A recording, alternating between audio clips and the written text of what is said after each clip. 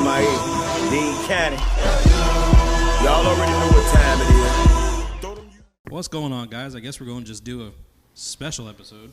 Yep. I mean, I'm going to try and do podcasts and stuff. I don't know if it'll always be with Andrew, but we'll see what's going on. Yeah, I'm probably just a special guest since I'm the resident Florida fan in a large group of Miami fans. So, yes, we are very large, indeed. So, guys, I guess just to start it off, this is just for some reference. This is on a Tuesday before the 24th. I think it is the 20th. Yes.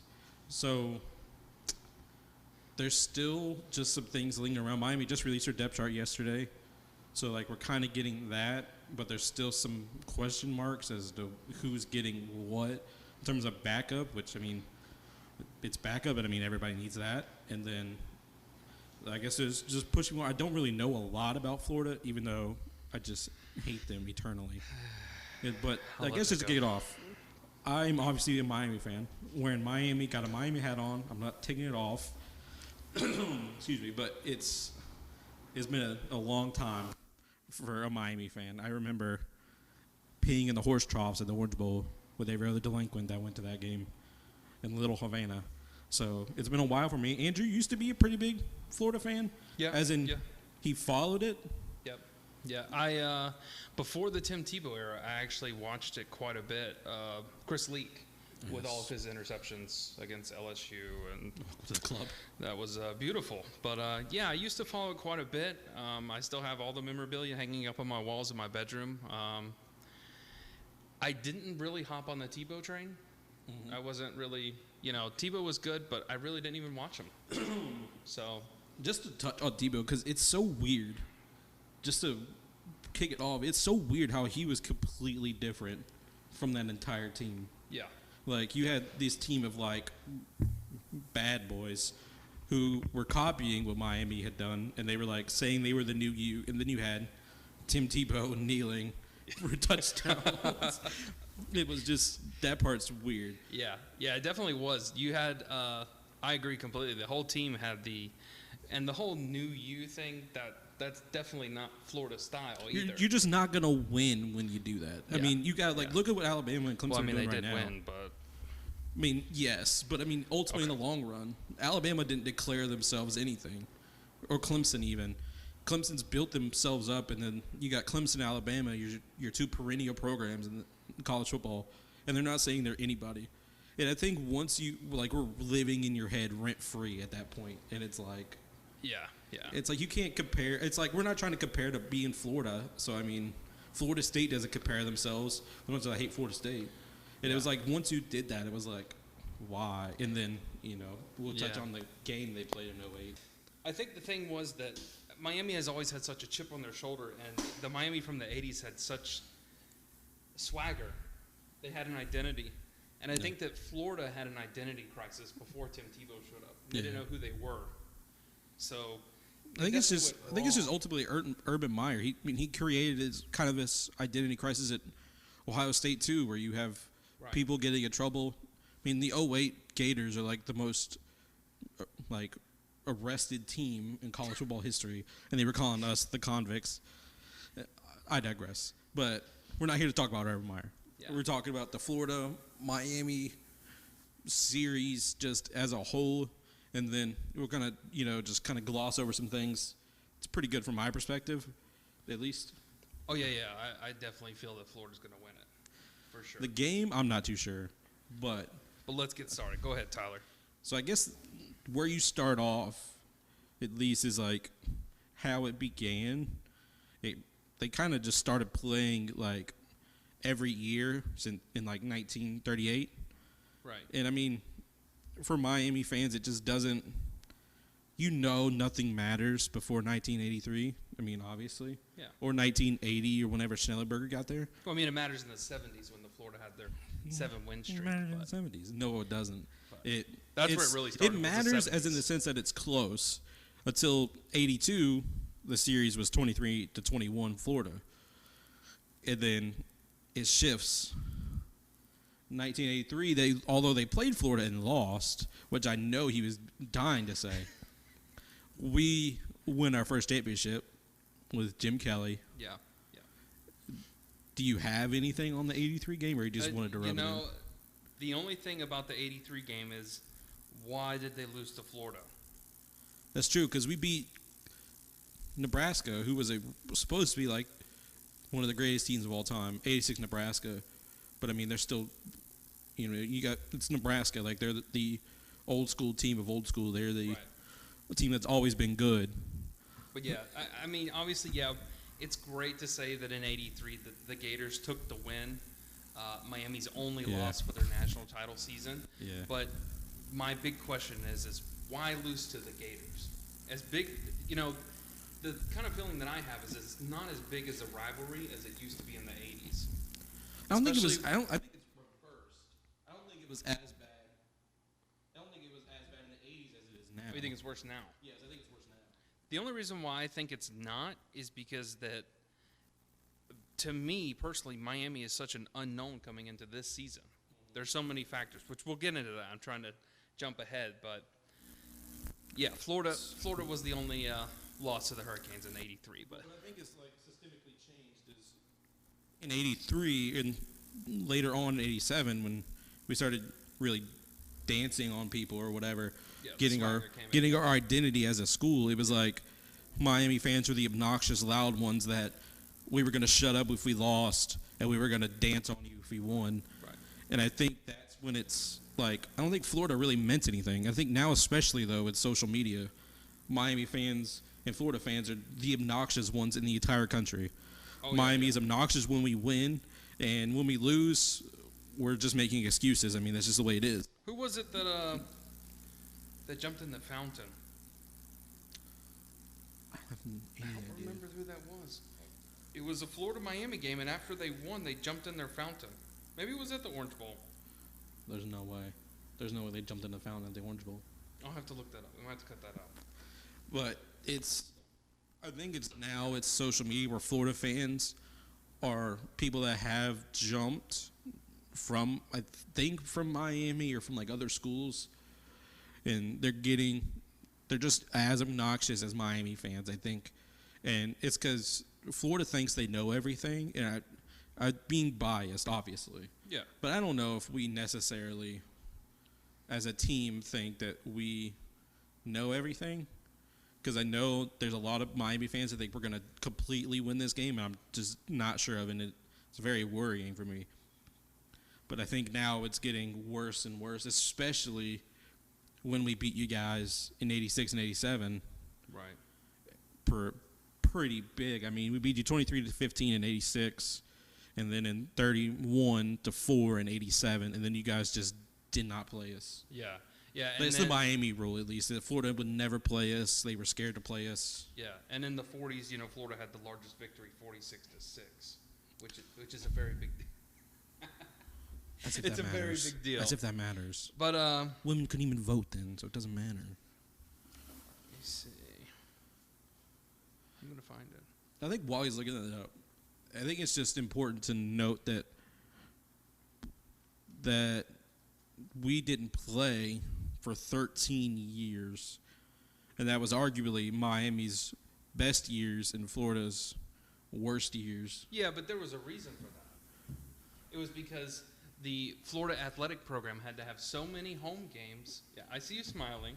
But Florida had to have so many home games in its season to support its athletic program. They're the University of Florida. Yes, but you're kidding me with this. To support the athletic program, to keep the money flowing, they had to continue to have home. Our school didn't even want us to have our football team, and you're coming Well, at. I mean, and Miami- they're blaming. Okay, Miami whatever. should have had more home games, and they would have kept their stadium.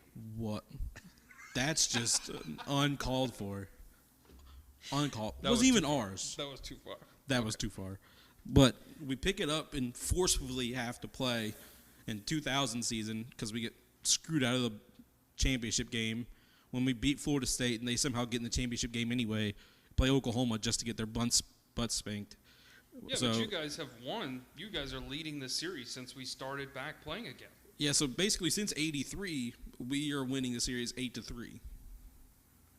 Right. Like, And we started playing regularly again in the 90s or the 2000s? After 2000, after the 2000 bowl game. Yeah, I think you guys lead us like 5 to something. It was technically in 2001, and that's the game where Miami didn't get in the championship game, and it was like everybody was like, as consolation, you get to play Florida in the Sugar Bowl, and that's the famous story where Miami and Florida supposedly fought in the streets of Baton Rouge, Louisiana, Oh, wow. I didn't or New Orleans, I mean, and that's in the U part 2, and they are all in clubs and whatnot, and Florida walks in from the male stripper side, apparently, and they all fought in the street, and Miami players said they won, obviously. No, it And- is a shame that Miami still has the War Canoe, but I don't think it's not called the War Canoe anymore. the Seminole War Canoe Trophy. It's what it used to be called. It's called the Florida Cup. Well, it is now. Yes, that's what I But mean. Miami actually still has the trophy in their Miami Hall of Fame. Well, we won it last, Yeah, but is we ours. had more wins. but we're leading the series 29 to 26, and we won last. Yeah, well, You win and you get to keep it. well, Florida, after their latest win, after the rivalry, they did request Miami to send us the trophy, but Miami declined, saying that I don't doubt that one bit, That's not honestly. gonna I'm not gonna deny that one. Here's the gist of it. As a Miami fan, if you don't want us dancing, you don't want us being arrogant, don't let us score. So, they play in 2000, and Miami absolutely smashes them. And then they play again in 2002, Miami smashes them. that's not fair. Miami's team in 2002 was stacked. I'm not going to dance around that. 2001's probably the greatest team just ever. 1996, Nebraska's up there, but there's definitely for 100% in second. And then there's Yeah, what do we have? What do we then got? there's 2001 Miami. 2003, Sean Taylor. That's the only name I need to say, obviously. Devin Hester. I literally watched the game this morning. I watched it And yesterday. The speed from Devin Hester, the cameras couldn't He's the keep only up. guy in Madden to ever get 100 speed. He has a 100 speed in real life. Tyreek Hill is fast. Just for you younger guys, Tyreek Hill is fast. He gets 99s on speed and acceleration, but agility is a 98. Devin Hester got 100 on all 3 of those. Yeah, and what was it? The opening drive, 97-yard touchdown return for Devin Hester. Yeah. Yeah. The So speed on that man basically- was incredible. That was Brock Berlin, the former Gator transfer Yeah. to throw that in there. Miami. His accuracy, third and fourth quarter, Oh, dude, was 100%. insane. Tom Brady. The- like, And that's the only thing I'll say. As a Florida fan watching that game, it is hard not to root for Miami because they were so incredibly skilled. well, I think that's where you see the Miami systemically. If this is just me being a Miami fan, I'm going to talk about Miami a lot. This is where Miami systemically changed from the dance on you and make you look bad to just we're going to just beat you and we're going to run our mouths doing it, but we're going to be a little reserved because there's no need to do all that and then lose later on the championship game. Right. So I think this is where Miami systemically changes from the bad boys to still being the bad boys, but like Yeah. it's not as in your face and cocky with it. But yeah, like 2003, Frank Gore, you had Vilma, DJ Williams, just an insane lineup. I'm pretty sure there's more first round picks in 2000 through 2003 than there might be on any team. I should have looked that up. Oh, I'm sure. Other than maybe Alabama, would probably be the only team that has more first round picks during a time frame as Miami did in, I don't know, was that 4 years? Yeah, I believe it, honestly. And now the only thing I would say is if Berlin stayed with the Gators, we still probably wouldn't have had a chance.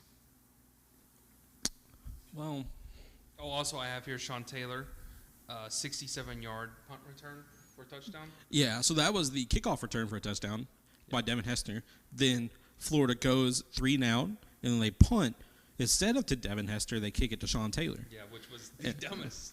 The And if you've dumbest. seen the play from Sean Taylor, he drags like 4 dudes, probably 15 yards for 67 yards, only to like barely be tripped by some no-name loser.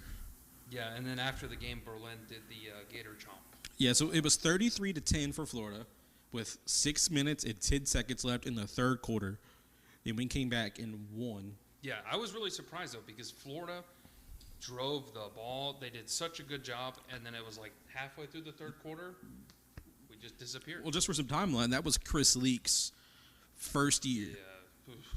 Chris Leak threw a very bad just read, and then you have a very bad drives going all the way down. And then we played in 04 in the Peach Bowl, Yep. and that was Devin Hester blocked a kick and returned it for a touchdown. This is There's my ego. if you're my you know the name Devin Hester, you know what he's done. Yeah. And Since then, after Tebow, though, Florida hasn't really recovered, honestly. yeah, With the change in coaching, which Miami went through its phase too, and I think Miami's just now, just like Florida, is getting back to, rebuilding. but I think that's what Florida was always so hyped up on being something that they weren't. Yeah. Like Yeah. you have Florida State being their own person, winning a national championship. Now they're on the downslope because they have no identity. But then you have Florida sitting over there in second. Like we're a little bit better than Miami. Right. Miami also has a very big identity crisis at the time too, Yeah. and they lost in 2008. Miami did, and then it's like Florida wins a championship, they lose Tebow, then it's like Urban Meyer leaves, and it's like, what is our identity? Yeah. And I think they struggled really bad to find it. I think Dan Mullins got him in a really good spot. Yeah. I will say I think it's Miami's coordinator. Dan Mullen is probably one of the best offensive minds in the country, but he's a terrible recruiter. Oh. Terrible. Yeah, obviously with the news that's just been coming out that we're losing people before they're even playing their first snap. We're not talking about guys that are busts that suck or whatever, because that's just pains. Like that's just being. You get kids. Sometimes they don't like being there. They don't know how to acclimate themselves. Like that's one thing. But then you got the just complete. I don't know what you call this. Like as a Miami fan, it's like we see like we told you, but it's like how do you. Like this is like a psyche of kids that you're supposed to. I don't know. I guess look at, and then what do you? To be honest, though, I think it's a change in football and social media, Yeah. and I think we're going to see more transfers before they even play their first game. Honestly, not only with Florida, but combined, because people are becoming superstars in their own minds now with social media, and it's changing football. As far as NCAA. Yeah. But let's keep going. Let's talk about Miami 2018. This is not fun. Let's start off with something that was really bad. Now, Florida had a good 2018. Yeah. Like you said, it was Dan Mullen's first year. Philippe Franks, I think I have Felipe, sorry. Felipe Franks. I can't, Tim Doesn't Tebow. matter what you call Chris him. Leak had 58% completion for 2018. Felipe Franks? Yeah. Yeah, that's it's not a great number. You want to be somewhere hovering around 65 Yeah. on like an average basis. Yeah. But I think Florida really came into their own towards the end of the season. Words are being forced out of my mouth here. But it's like they just realized just run the ball. Yeah. Yeah. We'll jump to Florida. We'll jump about Florida first because I have a lot to talk about with Miami. Yeah, let's talk about Florida because there's, with Florida, we see 2018. That's what we have to go by. We see the program that Dan Mullen's made. It's his second year. He's working with Felipe, So we have an idea. The biggest idea that we don't know is Miami. So let's do Florida first, get it out of the way. Because in the last, I'm just going to go over Florida's schedule and just give you, so they play their FCS team in Charleston Southern, whoop them. Then their next game is against Kentucky. Kentucky had a very good running back and a very good offense and a pretty good defense, but it's Kentucky. Like Yeah. Florida Benny always has a Snell. problem with Kentucky. Benny Snell is a good back, but he's pretty slow. You got a quarterback on Kentucky that can't really throw, and they lose 16-27, and that's like, is Felipe Franks really the guy? And then they get, 2 easy games back to back. Colorado State, yeah. Tennessee was pretty trash. Tennessee was an easy game too. Yeah, Tennessee's got a new To be coach. honest. That one's going to be pretty easy, I think, for some time. I don't know what the deal is with Tennessee, but I think they're just one of those that's just always stuck in limbo, just looking for something. And then you got Mississippi State, who had the #1 defense in the entire country, Yep. and they beat them on a trick play. Yep. They beat them 13-6. Then you beat a pretty good LSU team who beat Miami, and I don't think LSU was that good at all. I think they showed at the end that they lost to Texas A&M, and they nearly lost to UCF, which, but LSU, they did lose 27-19, and then you get Vanderbilt, which is a pretty easy schedule, Yeah, or pretty yeah. easy matchup.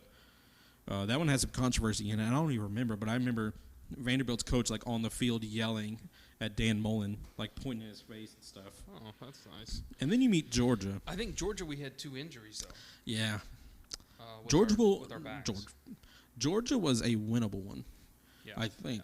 Jake Fromm is probably one of my favorite quarterbacks in college football, but that one was winnable, I think, because the way Florida played last season, they have a lot of DBs that are really good in like tight press man coverage, Right. and it forces their linebackers to just read and react, which is what you want out of a linebacker from the state of Florida coming out of high school. That's just the way you play football. And then it makes their linebackers look really good, and both of them graduated and are in the NFL. And, like, it just makes them look really good. And when you have one of those guys get hurt, you can't play press man coverage all the time Right. on a pretty lackluster Georgia receiving core at the time.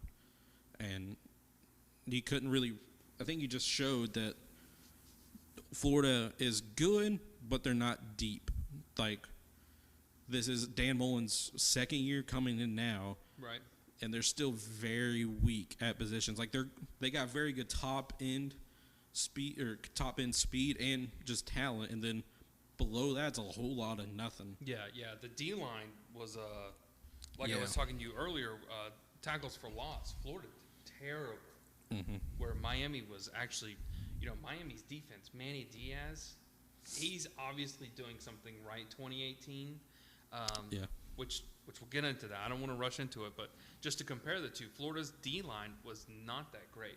We had good backs. Yeah. But it's going to be a problem considering what Williams does. Yeah, because Florida's not deep at offensive line, at linebacker, Yeah, at not corner, at all. at D-line. Like, these are perennial positions at college football. Yeah. And We have wide everybody's receivers and quarterback. everybody's saying these high scores like 45-14 for Florida is like, please, like, just bring it to realism. Like, if you say 24-17 Florida, I would not be mad because, like, I think Florida could win, but they're definitely not going to win by 14 or 21 or 35. Like, this is a very weak Florida team. Like, they're good up top, but Yeah. after that, I mean, there's a whole lot of nothing. You can't just have, especially in college football today. Excuse me. You can't just have one good pass rusher because you see Miami rotating in a whole new defensive line on Yep. third down just to just rush the passer. Yep. And I mean, Miami does it. Alabama doesn't. Like, Alabama moves their alignment all around, gives you completely different looks. Clemson had 5 of the best defensive linemen in the country, rotated all 5 of them out all the time. Like, and if you're not deep at defensive line, it's a pretty bad look if you're playing press man coverage on some of the fastest cats in the country. Yeah, for sure. So, but I mean, finishing up Florida's schedule, we lost to Georgia, we lost to Missouri. Missouri's Drew Lock was Yeah. like Drew Lock is good. He got drafted in the second round, but that one's a one I don't know if you should lose. Yeah, and I think that it still had something to play with the injuries. Yeah. But, South Carolina, Idaho, Florida State, which Miami stomped Florida State as well, which, means nothing. Florida State's a bunch of bones right now. Obviously, we both obviously hate Florida Yeah. State, and it was so nice for us both to beat them last year. The Michigan, the bowl game. Yeah, so Florida scored over 40 points in their last 3 games. Yeah. Won by 26 points in those 3 games. But 2 of those, Idaho and Florida State, Yeah. Florida State is the worst offensive line in the entire country. they're not really games. Yeah. Michigan was a game. Michigan was a game, but I have a paragraph about Michigan. So Michigan played without its top 2 defensive players because they sat out per the draft, which is just common now. Right. And their top running back also sat out. But the 2 that left was Devin Bush Jr., who ran a 4.40 as a linebacker in the draft, plays for the Steelers. And the other one, Rashawn Gary, who now plays, I don't forget who he plays for, but he got picked number 12. And So obviously we should have lost that game. Michigan had one of the best defenses in the country. I think they were right above Miami, so I think they were 2. Mississippi State being number 1, Miami being 3. I think they had a good chance, but I think when you see the quarter breakdown, it's like Florida's edging like by about 10, and then Shea Patterson of Michigan throws an interception, throws some bad balls to kill drives, and it's like Florida piled it on at the end. Yeah. So the score looks really bad, Yeah. but it's also the same. These last 4 games all have a very big commonality in the fact that they ran for over like 300 yards all 4 games. Well, obviously the Idaho game. South Carolina was a really close game against Will Muschamp, who was the former coach at Florida, and pretty good defensive guy. 35 points on a Will Muschamp team is pretty big, but they got run with Felipe Franks, who's 6'6", 230, 240. Like, he's got some quickness if he gets going. And they just ran for a lot. And I don't think the Michigan game had that commonality. And the fact that they were running, it's just more so just unfortunate football timing where it was like a 10-point game, 13-point game or whatever, and then just snowballs out of kind of like the Alabama-Clemson national championship game. It's close. It's a little out of reach. Like, it's going to take a bit to just do naturally, but then to top it on the fact that you're throwing an interception, throwing a bad ball to kill the drive, it really just piles on the score. Yeah, But- and UF loses leading tackler, sack leader, interception leader to the draft, and our defense was ranked around 30 in the country. That's basically average. I mean, It's not good going into this season, but I Yeah. think that's honestly all we can say about Florida. yeah, I guess do you want to touch on what we think they'll do for the game Saturday, or you want to wait and do all that lump? Let's compare Miami's last season, and then we'll split the difference. So let's talk about Miami's defense, which Manny Diaz, hats off to you, sir. Incredible. Yeah. Incredible job. From a Florida fan. Gerald Willis had 18 tackles for loss, 4 sacks. Joe Jackson, he had, I think, 15 tackles for loss. Jonathan Garvin had 17 tackles for loss. Shaq had 15 tackles for loss. Pickney had like 9 tackles for loss. I mean, like, they created 25 turnovers as a team. I mean, 2017, they created, I think, almost 30 turnovers in the season. But Wow. I think the 17 season, every Miami fan knows was way better. But 18, I'm not going to lie, the turnover chain has a lot to play with that. I think it does. And I think last year it almost meant nothing. The Yeah. fact that we were doing so poorly on offense. Yeah. I don't even have stats for offense. Offense is terrible. I do remember one stat is that Miami basically ran the ball per game on par with Alabama. Oh, wow. But they didn't have any other choice because Yes. what'd you have in Kosi but- Perry? And Malik Rozier, like, it was just Yeah. that's the problem. It just flip-flopped. You know what? I should have looked up Nkosi Perry's completion percentage because I It's bet both they're both be, like 40 and 50%. he was terrible. Just remembering off the top of my head. And I'm thinking, okay, who's going to be backup for Williams? Is it going to be Perry? It's either that's one of the questions we got right now is either him or Tate. Well, they're saying Tate's going to go to wide receiver. Yeah, that's I don't know. And man. this is what questions me. Jaron Williams coming in last year, he threw for 17 yards. He threw one pass, yeah, or a couple of passes. So you have Williams coming in, and quite frankly, we don't know what he's going to do. That's true, yeah. We honestly have But no idea. before this all even, they picked a quarterback. I didn't even like Jaron Williams at all. Oh, you didn't? No, I really like Tate. I think most Miami fans like Tate just because Tate has that, he's got that X factor. He's got a moxie about him. Yeah, but he wants to be Johnny Manziel. But I think that ultimately is his deal, his problem, is he's overthinking, forcing things in where they shouldn't be. And you got Jaron, who literally, from what I've heard, literally doesn't miss throwing the football. So, I mean. And it, obviously in camp, they battled for it. Yeah. And obviously if the coaches see in camp that Jaron is doing better than Tate, then what can we say? Because the things that I read is that Tate had good feet, but not a good head. Yeah, I think that could be said for both him and Perry, honestly, because they said Perry threw like an interception almost every day. Well, I didn't have an excuse for Perry. He's just Chris Lee. I really thought that Nkosi was going to be okay. I really thought he would wind up being the one into the job, that winning, because I really wanted Tate to win. I thought Jaron was in dead last.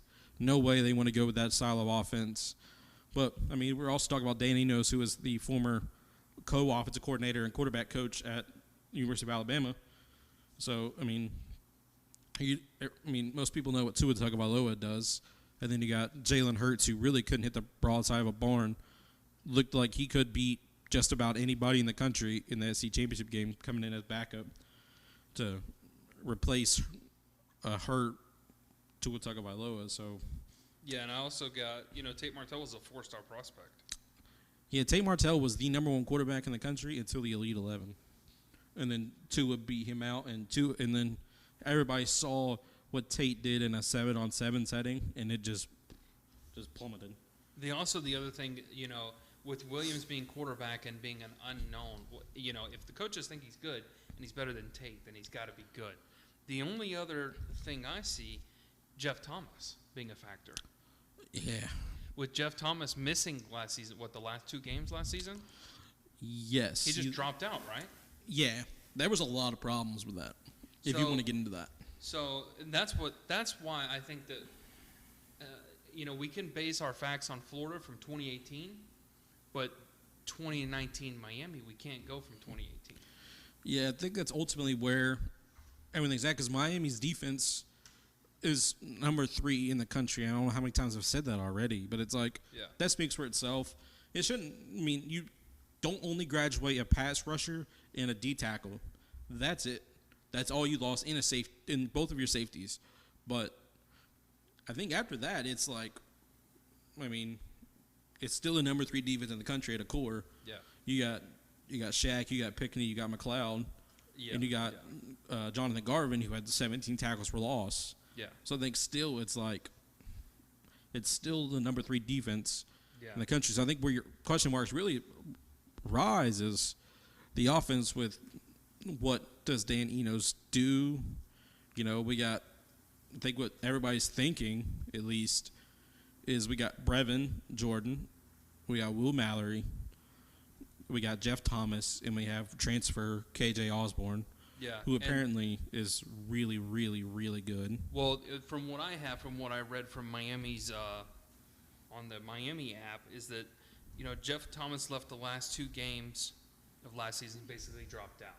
So Manny Diaz coming in this season, it said that he called him. Yeah. And, basically talked to him, do you want to play? What's your intentions?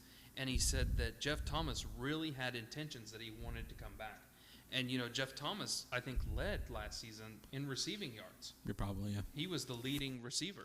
But there was a lot of problems systemically with the offense last season. Yeah. Because Mark Rigg was technically the offensive coordinator. Then you had... And which you guys have a new... Yes, we have completely new offensive coaches. And which is the biggest variable. You have our wide receiver coach who apparently was saying that all of our receivers were lazy. Like... Which I can see that. We had Jeff Thomas return a punt for a touchdown, returned another one almost for a touchdown, and I think he scored 2 more in that Virginia game. Yeah. And then he had the game of his life. Like, it's the best game he's had as a Miami player. And then you see, like, Sunday, doesn't go to practice. Monday, he's not at practice. And then Monday afternoon, he's off the team. He's like, no, I'm packing up. I'm going to Illinois, where he's from.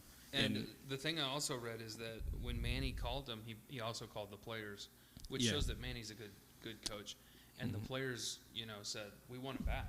Just to speak on Manny, Manny's from Miami. Like, his dad was I just told Andrew this before we started.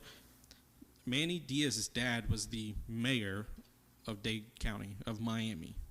Like, he was the guy that Manny Diaz has said it. I've heard people say this, but Manny just said it like the other day at a press conference that I've seen personally with my own two eyes at the field what the old school Miami teams look like, what they're supposed to do, how they're supposed to be disciplined. And it's like, this guy is getting it.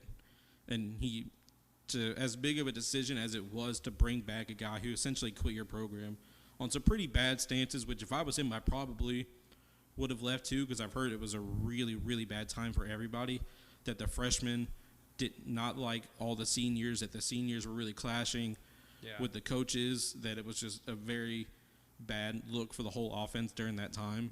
And but him to call on the captains of the team and say, hey, do you guys want this guy back? And it's like, obviously, yes. Yeah.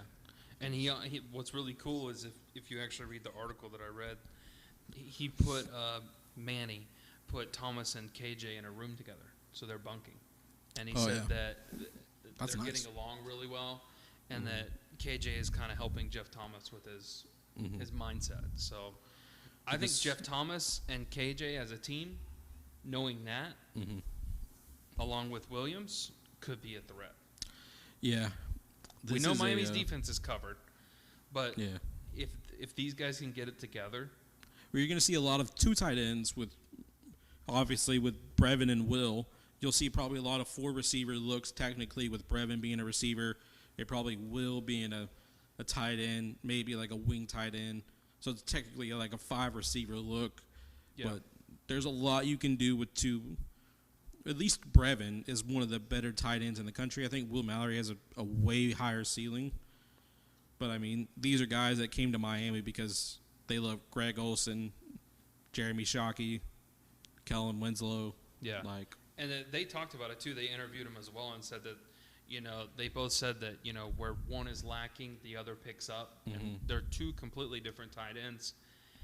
And everyone's question was, well, why would you both go to Miami? Because you're not going to get as much playtime. But that's absolutely not the case. Yeah. They're both, threats. I don't know if it's a definitive 1 and 2. I think it's just they share it. I think it's a co-starting, like you have running backs. You got a guy in the middle of the season. You essentially have two running backs. You got guys that play 50-50. Yeah. As the middle of the season. Yeah. You're getting a little banged up, and I think that's just the way this is just going to start off.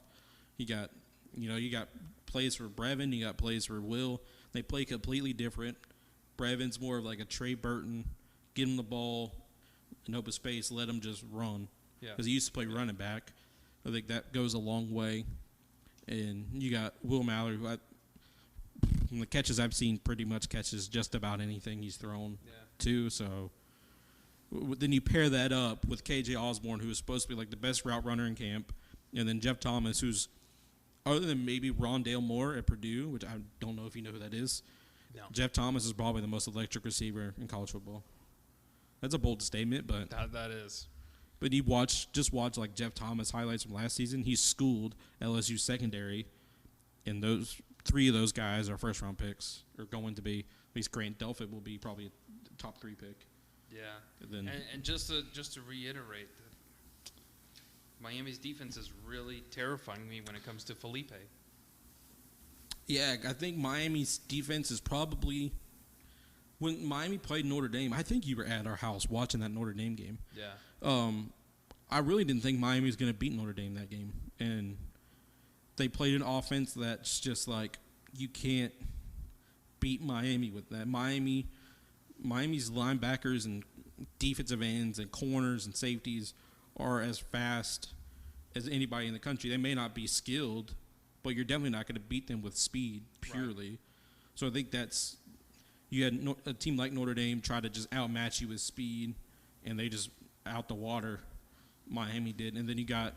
I think last season was a phenomenon on both sides. Really, Miami I think really overplayed on defense, and then on defense this year they'll probably come back down a notch or two. Right. But man, I really like talking about Miami though. Yeah. But and the reason why I really wanted to do this is because I'm actually really excited for the game, win or lose, because I don't know about lose.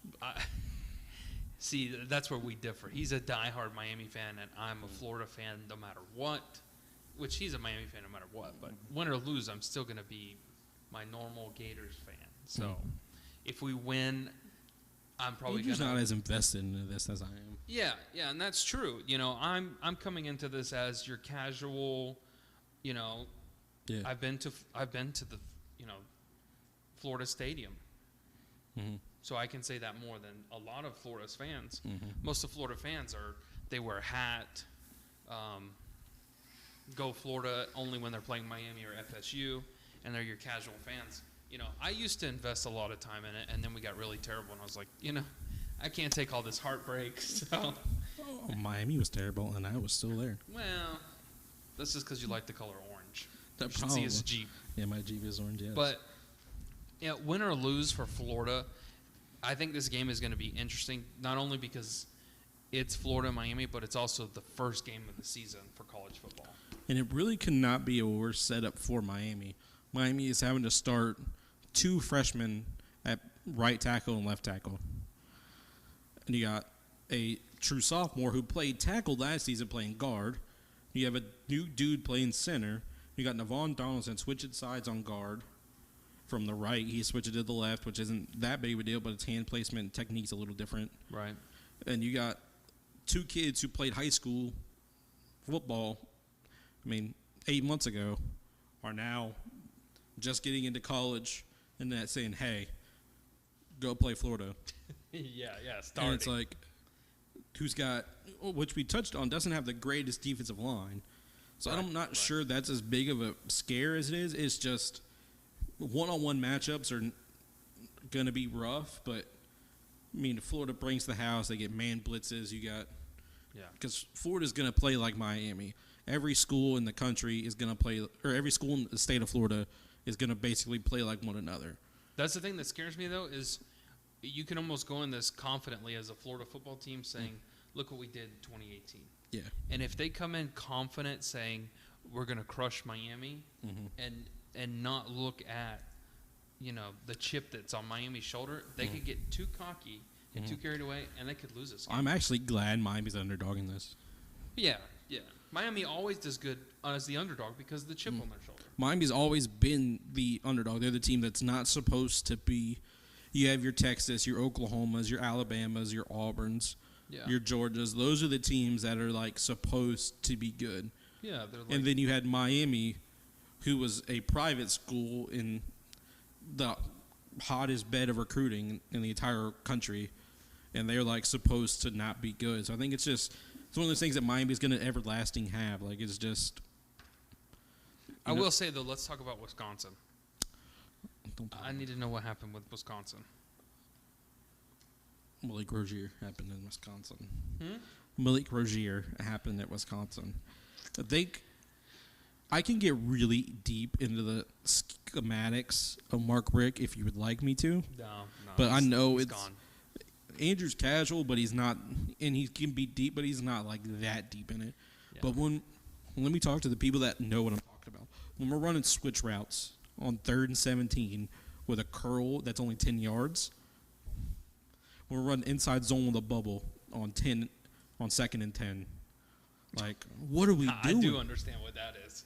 What are we doing running inside zones on 3rd and 17? What are we doing running 4 verts on 4th and 1? What are we doing? You really did that? Yes. Mark Richt had maybe 9 plays. I'm not kidding.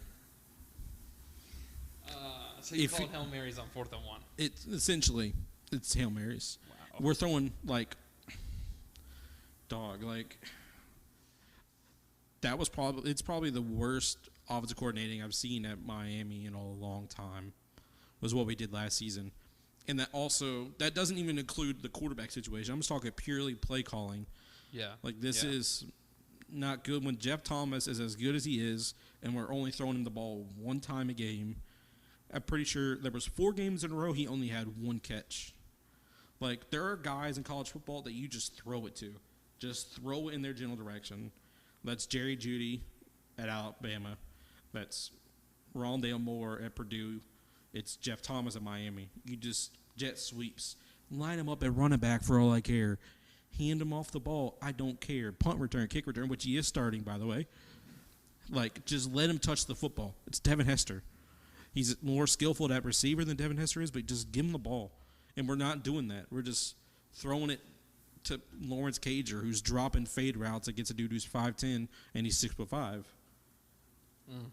Like, there's a lot of Miami fans that look on the outside, and you got, like, I don't know if you know this, but there's, like, every school kind of has their own football camp over the spring and the summer, and Miami has what they call Paradise Camp, which is they have no coaches out there. They bring all these former players in. They say if you're a junior and a senior, you get invited. Not every junior and senior that plays football, but notable ones get invited, and you get to meet the likes of Michael Irvin, Jeremy Shockey, Sean Taylor, Devin Hester, like Ken Dorsey. You get to meet these dudes that are up here in the NFL, not even just in college football. Well, like dudes that are Hall of Famers like Warren Sapp. I mean, now Ed Reed, who just got inducted to the Hall of Fame, Ray Lewis. Like, I think what Miami has always just been about, it's just the former players. Like, after 87, they were losing a bit. And they said the former players came back and, like, were yelling at them for, like, 3 days straight. Took time off their NFL schedule to yell at them for, like, 3 days because they were losing. So, like, a certain team, they're like, you don't lose to this team, blah, blah, blah, blah, blah. Like, there's a Miami standard. I think it's the identity that Miami's lost, and it's not dancing anymore because, well, it is a flag, but it's just that's not Miami's niche anymore. It's just be better and win. Like, that's just the identity that we have to find. Yeah. Yeah, and they have a strong sense of family. You know, when I look at Florida, you don't have that emotion. As a Florida fan, I don't have that. I think Miami's just unique in that way. Yeah, and it's a big thing to be jealous of because Florida doesn't have. When you watch a Florida game, it's like, and this is going to sound racist, and I'm not racist, but it's just a bunch of white boys getting together at a frat party to watch the Florida game. But when Miami fans get together, it's like family. Mm-hmm. Everyone's family. There's a sense of South Florida hospitality. And it's like, if you beat us, we're going to meet you in the parking lot and beat you. And, you just don't get that sense from Florida. And I think that's a big problem with them is their mentality is just that we're better than you, but we're not. Miami's unique in that way in that there's not a lot of just regular alumni that go to the school, like average Joes, because it's a private school and it's like they've got like, I don't even know the number. But it's definitely not as high as like a Florida or a Florida State that's got kids that went to Florida or Florida State, repping the Gator logo or whatever because that's where they got their degree. No, Miami fans is all fans that have never even stepped foot on the campus. Yeah. It's further noted in the fact that the stadium is off campus. And last season only had like 500 season tickets that were available in the whole stadium. Oh, really? Yeah. Wow. And we went to all those games, unfortunately. Yeah. They weren't very fun to go to. But, yeah, so what do you think? What's your prediction? What do you think about the game? Man. What's your score prediction? A Miami, fan prediction is 45-14 for Miami. Wow. But a realistic one? Yeah. I would say 24-17 is a good one. Yeah, I think a lot of people online are going with that. I would go 24-13 just to be a little different, but yeah. I think, honestly, in my opinion, if Florida 35-3, No, I'm just kidding. Okay. Honestly, I think it's going to come down to a field goal. I don't believe it's going to be a high-scoring game. It could be. I think it's going to be a defensive game, depending on Miami's offense. If Miami's offense, which we've talked about this, if Miami's offense comes in and shows up, Williams has something to prove. It's his first year. Is he going to handle the Florida defense well? The Florida defense, quotation what's marks. left? I'm putting air quotes as in Florida. We're going to have to see. I think Williams is going to do great, personally. I hope he does. I just don't man, it's just one of those things, bro. Yeah, you never know. And the last couple of years, Miami's been like that with their quarterbacks. It's been sad. Well, Yeah. Florida has two. Driscoll. But Yeah, we don't have to talk about Driscoll. I think the offense, all in all, goes to Florida. They're gonna win the offense more than likely. You think so? Just off the top, at least. I mean, there's just you don't know what Miami's gonna. We don't even know what Enos is gonna do. Yeah. As Miami fans, we think Enos is gonna come out and run this East Coast spread offense with 2 tight ends, and it's that's what he says. But what happens when Jaron throws an interception, which he probably will do because he's a redshirt freshman quarterback, never played before. Yeah, the pressure's going to get to him. It's at some point this dude is going to cost us something in this game, unless he's Jameis Winston, who's redshirt freshman year, he won the Heisman. Yeah, that would be interesting. It's because it's looking grim for Miami at the moment, from my perspective. Yeah, there's a lot of Miami fans that are we're going to thrash them, and it's Miami in my lifetime has not done that. Yeah. And all the games in the history have never really been blowouts. They've always been by a touchdown. But I agree. I think Florida's going to take it by maybe a field goal or a touchdown. I don't think it's going to be a high-scoring game. I think it's going to be the normal Florida-Miami games that we see. You can see this one getting really chippy really fast. Yeah. And that's going to either make or break Jaron. I mean, you're at Miami. You're at the school that's supposed to behave terribly when people start coming at you. Yeah. You're supposed to, this is Miami. You know what you signed up for. Do you sink back, or do you own it and you launch bombs and lead us to victory? Because ultimately that's what it's going to be. Because we can't run. We have really good running backs, but we can't just run for 200 yards a game this season. Like we did last season and only throw for 176 or whatever. We've got to A, keep some protection, and B, not make mistakes. And it's just Enos was a co-offensive coordinator, so he wasn't technically the head guy. And you got a lot of question marks that surround what ultimately I believe is a pretty worrisome game for Miami, for me at least. Because this could be just some bad decisions all around. You got Manny Diaz, a first-time head coach. You got Enos really getting back into it for the first time in a couple years. You get punched in the mouth, what happens?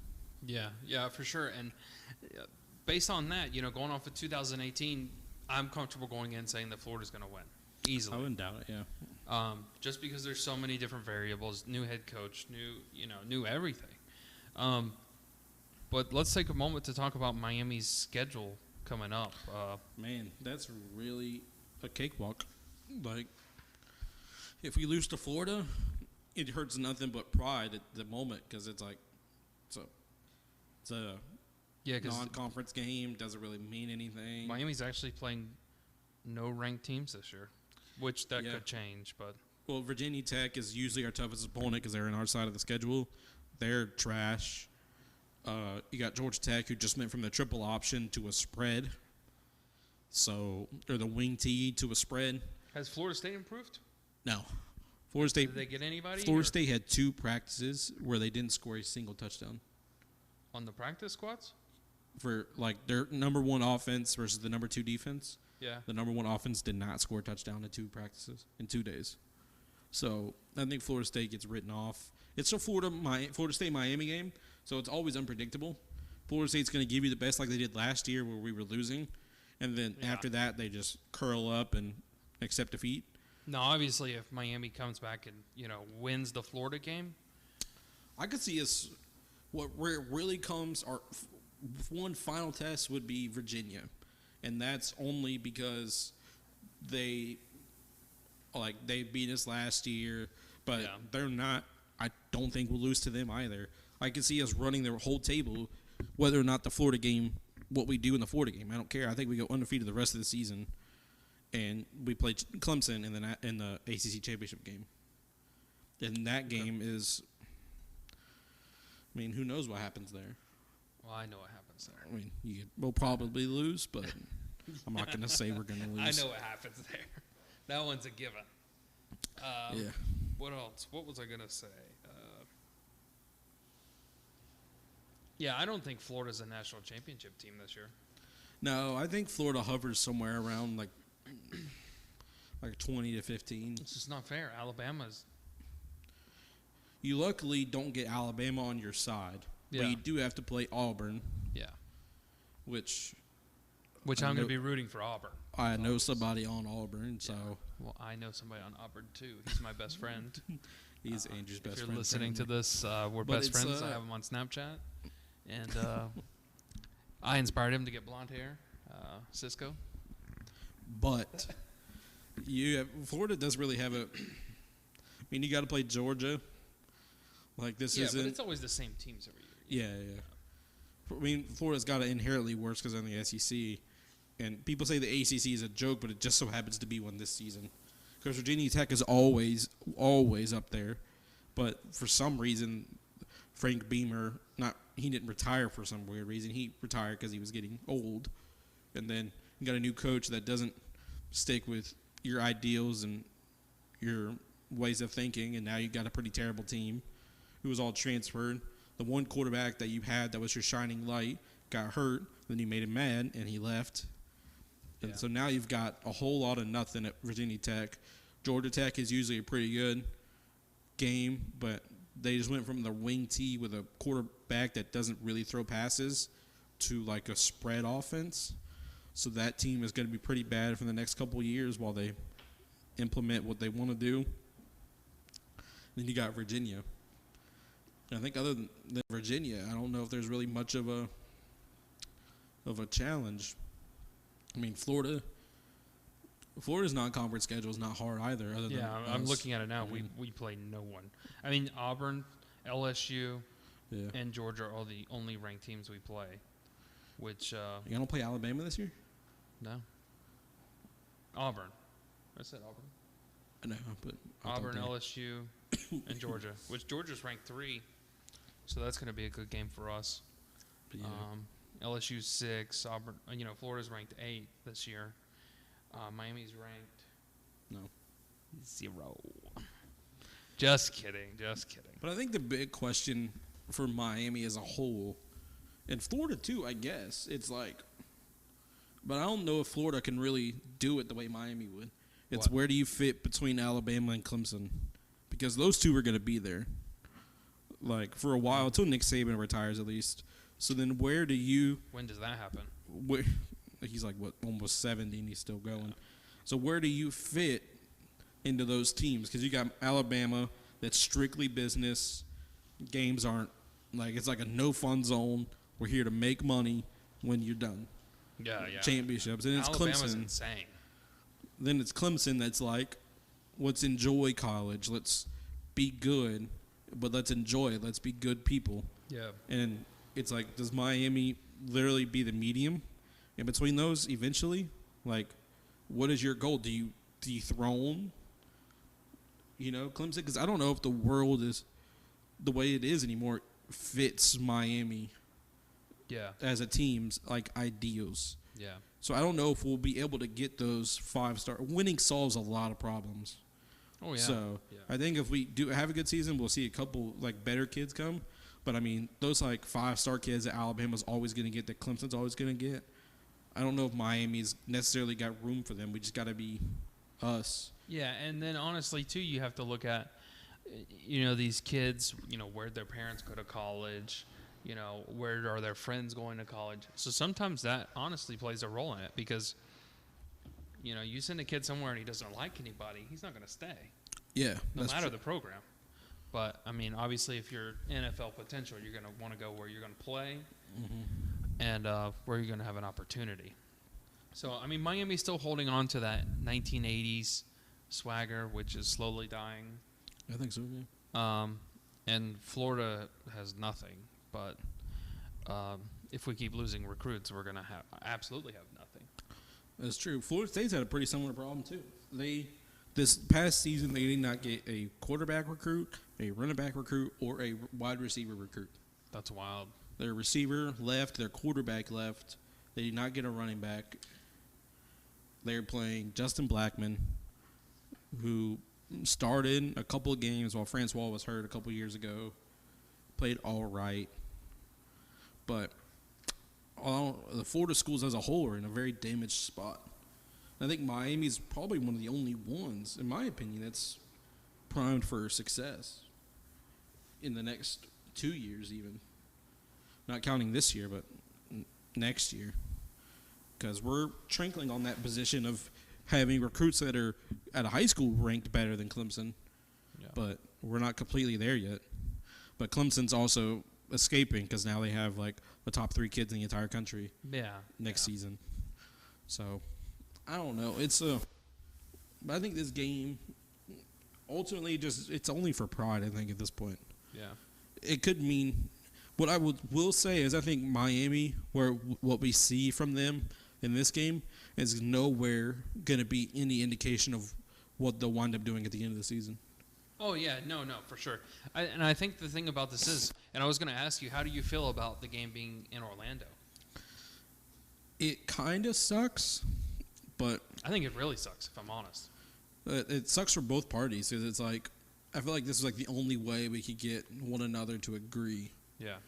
And Miami fans always blame it on Florida, but which honestly, if you look at the stats, if I'm not wrong, I could be wrong, but when Florida plays in Miami, we have a 1-win lead, and when Miami plays in Florida, they have a 1-win lead. Yeah. That's nuts. But the last time we played at a neutral field was the Peach Bowl. Yeah. And Miami thrashed them then. So what all this means is nothing. Like it means we're nothing. guessing. We're guessing.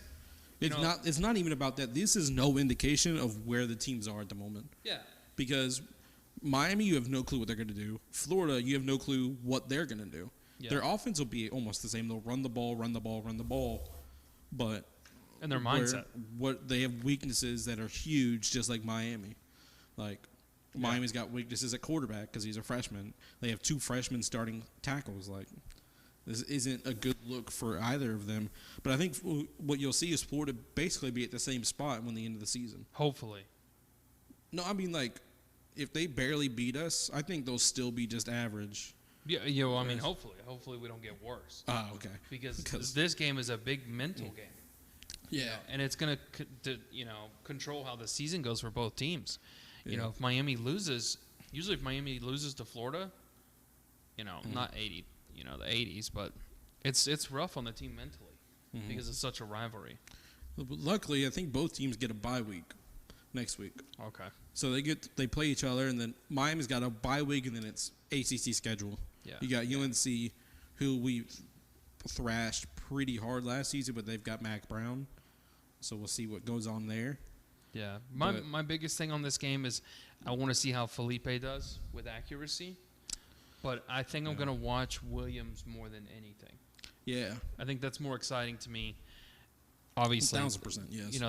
Them winning. That's what I'm saying. You have a freshman quarterback, and he's going to grow as the season goes on. So I think you'll see Miami at a very high spot compared to where they're at right now. Yeah. Because it's just they've got a lot of questions. You'll just see these young kids just either get better or get replaced. Like, I mean, that's just the nature. Oh, that could be obvious, but it's like Miami will be at a much higher spot than I think Florida will by the end of the season. That's what I'm saying. I don't know if this matters at all. It's tough to say. This hurts nothing but pride if you lose. Like, Miami's got a very easy schedule.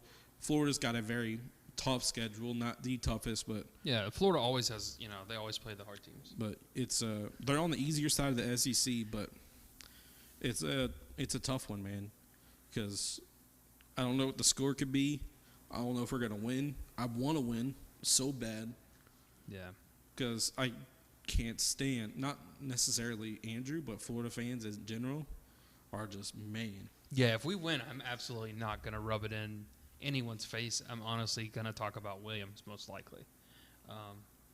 Because to me, winning Will not winning be is, on the podcast if we lose. What? Said you will not be on the podcast if we lose. Why not?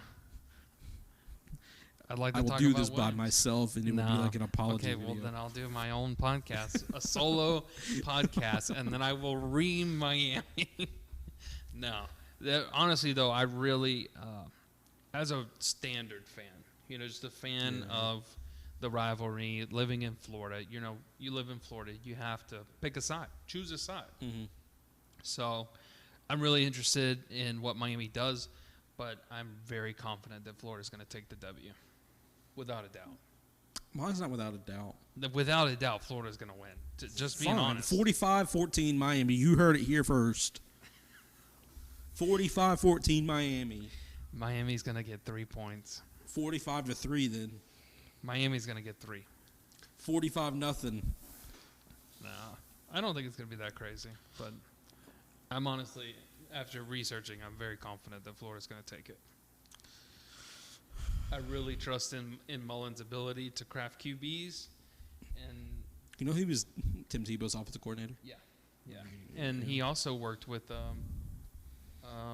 Manny.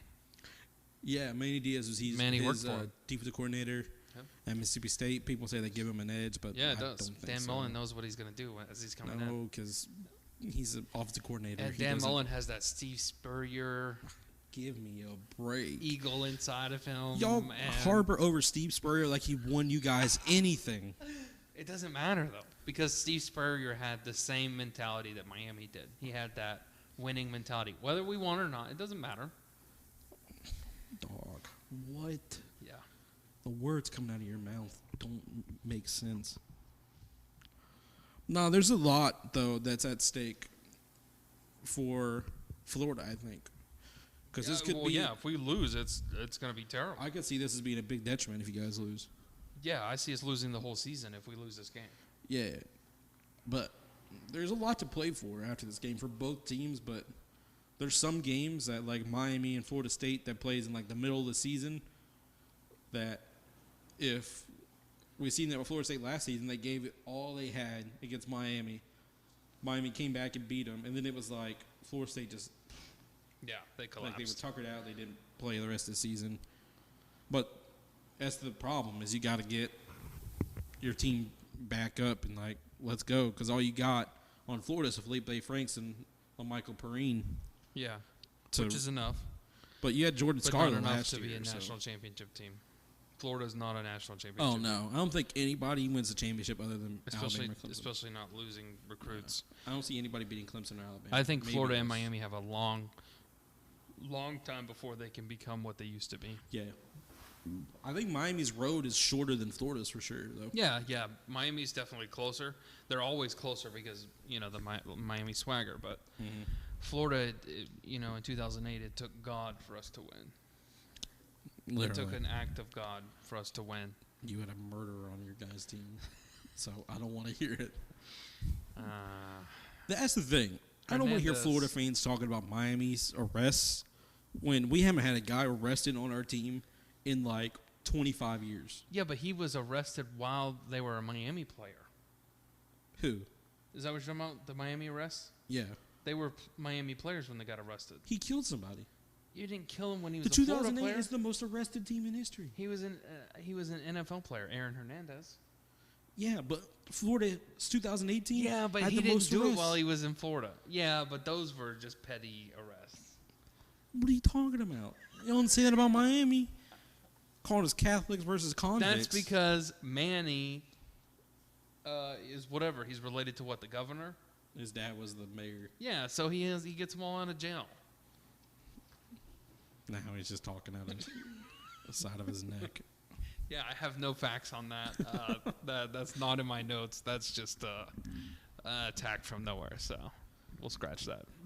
Andrew and I are very different, though, when it comes to teams, because Miami really harbors pretty much everything that I am. Like, you know what I'm talking about? Yeah. Miami's who you are. That's your life. Like Miami acts the way I act. Like, this was like a perfect fit. Yeah. Like, And Florida acts the way I act. I'm just a casual white dude. yeah, yeah, that's true. So It fits me perfectly, Florida's Florida's not a white school. It has a lot of multicultural things. Don't make me a racist because I'm not a racist. I was gonna go to Bethune-Cookman for college with a minority scholarship, so don't even try me. I think what ultimately this is, we have 3 pages of notes here. Yeah, I have 8. Andrew has a lot, but I wrote because I knew mostly what I was just talking about off the top of my head. Yeah, I have a lot about Nkosi Perry. There was a lot of trash to be talked about him. He didn't win the job, so it don't matter. Miami's running backs, though, could be pretty good. You got Dallas, you got Cam Harris, formerly Davis. I have the 83 loss to UF and 18-point font. Of course. Also, I have written that Franks was not fantastic against Michigan, their last bowl game. Yeah, He was Felipe actually Franks was pretty ranked trash. lower than Nkosi Perry coming out of high school. But we also have Emory Jones. Yeah, he's a pretty good He's bright spot. 6'2", 200 pounds from Georgia. I don't think he plays. Yeah, he doesn't. But he had 75% what he did I mean, last season. he was a running quarterback. 12 for 16, 125 yards, 2 touchdowns, 0 interceptions. He's a running quarterback. They're just Felipe has the accuracy, but he doesn't have accuracy, but he has good power. yeah. Franks can really sling it. So could Perry. I want to see what happens to Tate. I completely forgot about Tate. Oh yeah, we forgot about all about that. Man, talk about. I was literally mad for 3 hours when they announced that Jaron was the quarterback. Because Really? I really wanted Tate. Yeah, I really wanted Tate to win. And it was like, That's more that Miami underdog coming out of you. I guess. Because it was but it was after 3 hours, I started reading all the articles, and everybody's like, look, Jaron can actually throw. Kosey's can throw, but he has bad decisions. And then Tate, he's just bad. People were saying that at Ohio State, because they told him to leave Ohio State. I don't know if you know that. Yeah. He didn't just leave. They told him to leave. Yeah, I knew that. And a lot of people were saying Ohio State had a lot of accuracy issues. But he is probably one of the most criticized quarterbacks right now in college football. Yeah. Because he was on a show called QB1. I don't know if you've seen it. No. It's on Netflix.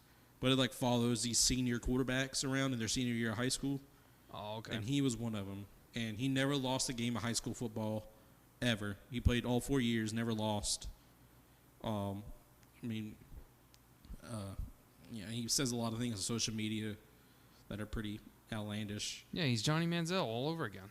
I think that's what he's. But at least, I think Manziel was more lucky than Tate Martell is. Yeah, They're both the same. But He threw bombs and he had great receivers to catch them. yeah, and then Mike he- Evans is 6'5". If this video does go live, which it probably won't, we'll just throw this clip in and GIF it or GIF it. But I'm really interested to see if they actually put Tate as wide receiver. Yeah, I think he'd work great at receiver. He's played it for literally a week. I really think that Jaron's going to come in the first half, and then they're either going to put in Perry or they're going to put in Tate for the second half of the Gators game. I don't think they will. I think this is a move for the long haul. I don't know that Williams can handle the pressure. I don't think it matters. I think they realize that this is a game that almost means nothing. But it means everything. Yeah, but it means everything. It's just if we win, this is going to put us on a really, really good path. If we lose, then it shows us just who doesn't belong. Because the real reason I didn't like Jaron is because he wanted to transfer. When they announced that Tate was coming to Miami, and it was you could say I'm a little hypocrite because I really liked the fact that Jeff was coming back, but Jaron was quitting. He's like, no way, I'm out of here, and then he comes back 2 weeks later, begging for forgiveness, and it's everybody in Miami knows if you don't want to come to Miami, we don't want you anyway. If you Miami's definitely about that life. It's what have you done lately? Like, not what you can do or whatever. What have you done for us lately? And but I definitely am really, really excited. I think he was definitely the better quarterback. Was very angry about it at first. Remember when I watched the video or whatever on Twitter, I just sat there for like 20 minutes. I was like, how did this kid win? And then I saw some of the throws he was making. Because you got to realize Miami has like 3 scrimmages, and we've not been allowed to see any of them. Miami has closed all of them. So the whole quarterback competition, Miami fans really have no clue. Right. Yeah. Like, or even like an inkling. It's just like who's getting reps at practice or whatever. And even now, Miami had a scrimmage where Jaron was named the number 1 quarterback on Friday, and it was still a closed game. Miami fans have no clue what happened. They have no clue what our offense is like. You watch them at practice, which are only going to show a little bit because there's other teams at practice other than just Miami fans. Right. They're going to just show you little glimpses, and apparently, it's not looking great at practice, but that's because Jeff's not playing at practice at full speed. Yeah, and the thing we talked about before with Florida's tackles for loss and pass rush is not that great. Yeah. It's going to give Williams time. He's going to have plenty of time to do whatever he wants. So When you got 2 tight ends that play as well as that are that big, like, you can't really. Who's Miami's running back? Oh, they have DJ Dallas. And Is he any good? Yes, he's really good. He's good? He was our number 2 running back last season. Our number 1 guy went to the draft. And then you have Cam Davis, or Cam Harris.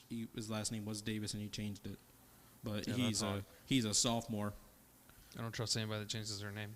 And I'm kidding. I didn't even hear what you said. But I said I don't trust anybody who changes their last name. Well, our running back situation I think is good. It's not very deep because we have a really good 5-star running back from last season, and he's hurt, Lorenzo Lingard. And but ultimately, I think Tate gets in there at quarterback for certain packages. But ultimately, really? I don't think anybody can say this game with like a definitive answer what the score will be. I think you can say you win. That Florida could win. I think Florida's going to win for sure. I'm really confident, honestly. This is the first time I've ever been confident that Florida's going to win. I'm usually not that confident in Florida. 45-0. See, Tyler cannot handle the loss. He cannot take the 45-0. loss. If nothing else, if Jaron does mediocre, you have something that you can work with. Yeah, because Josie's not incompetent. Like, right, but I mean, Williams, he's got a couple years. He can grow. You have something to work on. Whereas, Tate, if Tate gets his attitude right, which I don't think Tate's going to stay, I'm going to be honest. yeah, I don't see. He's not going to play wide receiver. He wants that ego of being QB. They said there was like 3 people that told him that he needs to like think about not playing quarterback. Oh, really? Yeah. So there was like a QB coach that told him when he transferred to Miami that like you should probably seriously consider switching to something else, like a different sport maybe, or because I mean he's like 5'11", like 218, be a good ball player, good baseball player. I mean, shoot. But having to play receiver and a loaded receiving core at Miami, no way. You're not going to get the field. Yeah. And people delusionally thinking he's going to be Braxton Berrios are retarded because that's not what he's going to be. Like, I agree. Anything else? no, I pretty much exhausted all I wanted to say. Yeah. There's a lot of variables. I think, win or lose, I think we'll have a post-game podcast. If I'm losing, dude, And if we lose, no way. I will wear a Florida hat to that either way, but I will not rub it in. I guarantee you. Andrew acts like he's all high and mighty, but in reality, he doesn't care as deeply as I do. No. This is all for show. This is definitely just for show. I care very deeply about who wins. Winning to me has never been. And I didn't even play football. I enjoy it as a pastime, whereas you, it's your life. I hate losing more than I like winning. That's pretty bad. You should go to a doctor. You should get that checked out. It's Miami fans. Miami fans know what I'm talking about, man. should get that. You should get that. You're not checked the out. one that at the last game at the Orange Bowl, we lost 48-0, and we had to walk down the spiral, and like you hear people's like clacking to their feet on the concrete. Nobody said anything. Yeah, I mean, Florida's had some pretty bad losses. You know. They tore down our stadium, and we lost 48-0. Yeah. They Well. literally brought the dozers in as we walked out of the gates. Well. It's just, it's like I've been to the games, very heavily invested. Yeah. Although I will say I've been to more Miami games than I have Florida games, and I actually enjoy the Florida atmosphere much better. Have you ever been to a Florida game? I've been to a Florida State game though. You should go It to a was Florida State game. Miami. The but- atmosphere of the Gators is much better. I will say the pizzas are much more expensive and not Mhm. worth it because Mhm. they're like 5-inch pizzas. But Yeah. I think the Gators atmosphere has a lot better experience as far as normal middle-aged white people goes. Yeah, because like Miami's is like it's first down, we're standing up and hollering. Not on third down, not on third and short. Like on first Yeah. down, we're up, we're hollering. I did see at the Florida game there were 4 men. They were playing Jacksonville. Somebody from Jacksonville. It was like a no name. So the guys in the Jacksonville crowd had their shirts off, and they were like 60 years old, and they had the team name painted on their stomachs. Really? Yeah, that was pretty interesting. But Nah, it's just I don't know. I think Miami just is the lifeblood of the city. Like it reacts to the way the city goes, and yeah, and to say too about the stadium, I think if Miami got their own, stadium, it would be different. I don't know. I always thought that, but now they've redone the stadium, Hard Rock Stadium now, and Yeah. they've put like a little cover over it. Yeah, the roof. And It's a lot, and I think it was all Miami wasn't winning. But I went to the Virginia Tech game before they played Notre Dame 2 years ago, and I've been to a lot of games in that stadium, and I've not heard one that loud. I didn't go to the Notre Dame game, which apparently broke records. People were saying like how loud it was really? for a Miami game. Yeah, but I've been at like the Orange Bowl where like Miami scores and like the stadium starts like shaking, yeah. which it obviously needed to be like torn down, but it was like rocking for real. Yeah, and the only time I went to the OG Miami Stadium was the spring game that I went to. With Oh you yeah, guys. yeah. So I've been there once, and I actually have pictures with the players. And I took a Miami shirt for my brother because he's a Miami fan, and I did not wear it. I obviously Yeah. did not wear my Gator shirt to the Miami spring game. That's stupid. But yeah, I have. I think I took a picture with what's his name's Heisman Trophy was there. Oh, Testaverde? Yeah, Oh wow.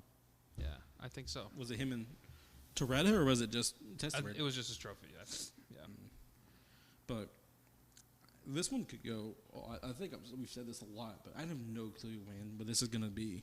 I can see Miami winning big. I can see Florida winning big. I can see it being real close.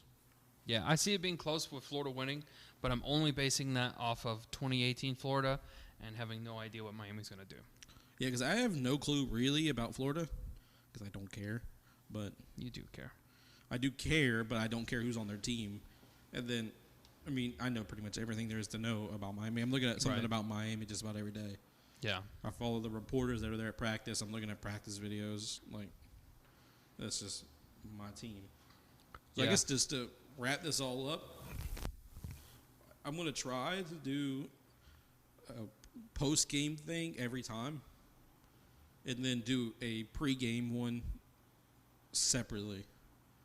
But I may do the post-game and then do the pre-game at the same time just for ease of use. Because, yeah, I really want to just talk about Miami then. I'm thinking about uploading a couple other videos, just talk about maybe college football as a whole, because I can't do it this week because college football doesn't really start until next week. Yeah, this is like week 0. Yeah, Miami, their game got moved up. I don't know if you know that. Which Miami and Florida. They were playing on the 31st, and the NCAA moved it up a week, yeah. a Yeah. couple months ago. I think it's going to kick off the NCAA really well. Yeah. I think it's going to. Under 50-year anniversary. Yeah. Yeah. I mean, it's a renewing of a rivalry. They've It's a agreed to big play a home and home in 23 and 24, Yeah. or 24 and 25, something like that. Yeah, I think it's 24-25. But I'm pretty sure next year, though, Miami's first game is against Alabama. What? Yeah. We got a home and home with Alabama. Or, no, I think it's an away game, like a neutral game. Oh, like same thing? Yeah. Yeah. That's against crazy. Alabama. But Set up. it's either 2020 or 2021. But yeah, why don't you take this time to tell them about your regular podcast that you're going to be doing? Yeah, one that I do with my cousin Bryce is, it's called Sports and Stuff. We've not really been able to get on the same time schedule, so I'm kind of just starting this one out, and then because he's a little busy, so we'll just see if we can get to that one.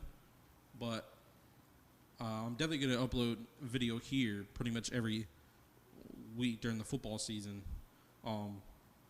Just recapping the Miami game, previewing the next one, and then probably once the season gets really going, I'll talk about this week in college football, some of the plays I like, some teams, some guys that are popping out, like Rondale Moore last year just popped out of nowhere in like week 10 against Ohio State. So things like that. I really want to get into this season because we have two of the most electric quarterbacks I think we've ever seen, and Tua Tagovailoa and Trevor Lawrence. So really interested to see those two and how they play out, but try to get something done just about every week at least. I don't know if it'll be with Andrew because Andrew's not as heavily invested into college football as a whole. Yeah, and you never know. I might, if the people like it, if the people like what I have to say, and, I'm obviously invested now. Mm-hmm. So I'm probably going to be following Florida as closely as you follow Miami with the Twitter updates and the, I have all the SEC apps and stuff on my phone now, so I might get into it. I'm really thinking about actually starting a baseball podcast. Baseball, wow. Yeah. I've been looking for a baseball team to follow. So, I thought about picking the Marlins, but yikes. I've always been a Braves fan, die hard, but Yeah. I really want to get into baseball because there's the intricacies of the farm systems and, how, baseball works as a whole. I really want to get into. Because I really because Miami, I'm if this guy's starting, I know exactly who that is. yeah. I've seen his high school film, but it's baseball is just, there's so many players that get called up and down all the time. Yep. I wanted there to be a baseball team that if a AAA guy gets called up for a game or two, I want to be I know who that is. Yeah. And I know everything about him but there's not really anything like that. I'm a big fan of the Orlando Magic for basketball. Yeah, that would be really, really cool to see. Maybe if you do a special on the Magic or even the Lightning with hockey. Yeah, a really big Lightning fan too. That would be pretty cool. Even though we got swept the first round of the playoffs. But, I actually used to be pretty invested in the Miami Heat. Oh, really? Yeah. Yeah, 10 years ago when they had Shaq and Dwayne Wade and was it Yao Ming? No. They had an Asian guy. No, that was the team they were playing. Yeah, It was 2007 I watched them. they probably had to play the. This shows my age. Now I'm so old I can't even remember who was on I the know team. that's wild. But Shaq was playing for the Heat. Yeah. I just remember the other day that Tim Tebow was almost 30. Yeah, so am I. Yeah. Yeah, I think we're the same age. That's nuts. No, he's older than Justin. He's a little older. Because 08, he was in college. Justin graduated in 08. Yeah, Yeah, so he's a little older than my brother. but he was homeschooled as a Christian, so he probably got Was in he really? early. I think so. He was this close to going to Alabama. Really? Yeah, he was a toss-up between Alabama and Florida. I don't think he would have got playtime in Alabama. Oh, yeah, for sure. You think so? Oh, yeah.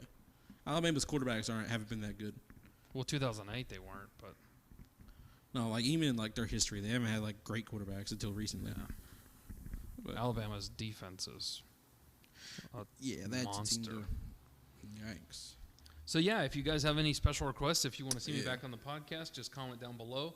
And if you want to see us talk about Alabama or Clemson or Yeah. anything you want to add to it, we'll gladly cover it. If you want to see the Lightning, For sure.